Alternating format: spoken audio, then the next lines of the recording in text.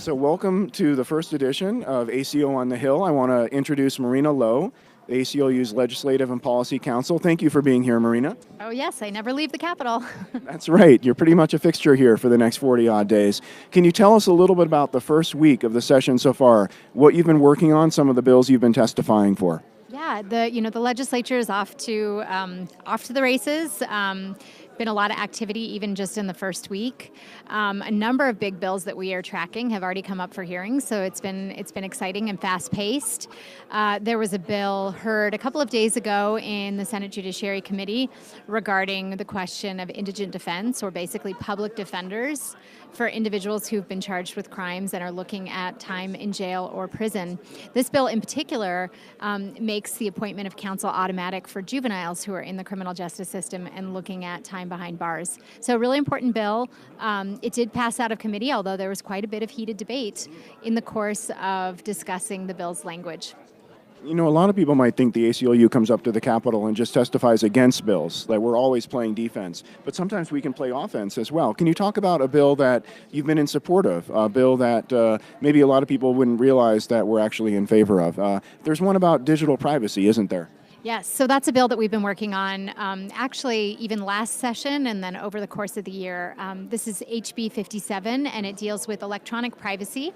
The notion that our digital information should be made private, and that we have an expectation of privacy in that data, and that if the government wants to access it, they need to get a warrant. And sort of the most particular piece about this legislation is the idea that when we share our digital information with a third party, let's say a cell phone service provider, we are not giving up our interest in privacy in that information. And when the government wants to get it from that third party, they need to supply them with a warrant. So basically your car is protected by a warrant, your house, your computer, laptop is protected, but if you were to upload something to a cloud-based server, or your cell phone company would have certain data about you, that's currently exposed, and police would not need a warrant to get that. Is that correct? Well, the case law is really evolving on that. There was an interesting Supreme Court case decided just this summer on a topic somewhat close to this issue. It's called U.S. versus Carpenter. It's actually an ACLU case.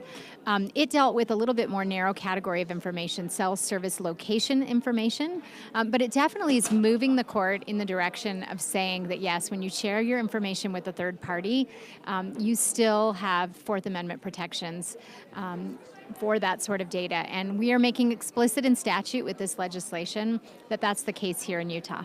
And would be Utah one of the first states to pursue this type of Fourth Amendment protection? In this form, by statute in this way, yes, we would definitely be leading out. And I know you're going to be testifying this afternoon, we're recording this on Friday, on a bill about family medical leave. Can you tell us a little bit about why the ACLU is involved in that position and what you think it would help out with? Yeah, so this is a bill being run by Senator Hemmert, and it provides for unpaid leave for individuals when they have a medical situation arise in their family, let's say with a child, the arrival of a child, perhaps getting sick yourself. Allows for an employee to take a certain amount of time off and guarantees that their job will be waiting for them on the other side when they return to work. Currently, federal law under the Family Medical Leave Act provides this sort of guaranteed unpaid leave for employers who have at least 50 employees, and they're entitled to 12 weeks of unpaid leave. What we realize is here in the state of Utah, we have a lot of small businesses, and so a lot of employees are not able to take advantage of these sorts of protections. This bill would lower that employee threshold down to 30 employees, and would have significantly less time available to take off, but nonetheless would provide an opportunity for people to be able to be in a situation where they don't have to choose between caring for their family or themselves when an inevitable health issue arises and keeping their jobs.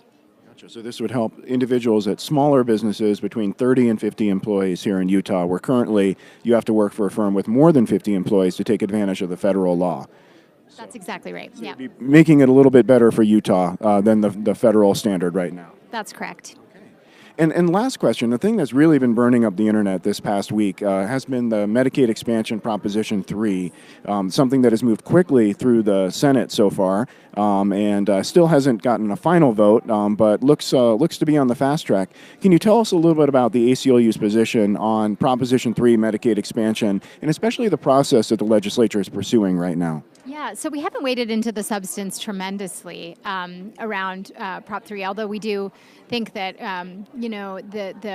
the funding that would come from Proposition 3 and the insurance coverage that would be there would be significant, especially in the criminal justice context.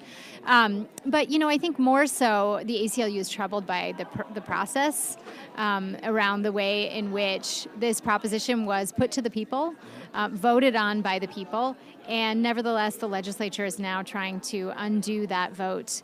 The legislature has had many opportunities, many bites at the apple to pass legislation around Medicaid expansion. And now it's the people's turn. They decided, they cast their votes, and it appears that the legislature is determined to sort of make changes. The one proposition the ACLU did support in the last election was Proposition 4, the Better Boundaries Initiative against gerrymandering and for nonpartisan redistricting. Can you tell us about the status of that proposition in this current legislative session?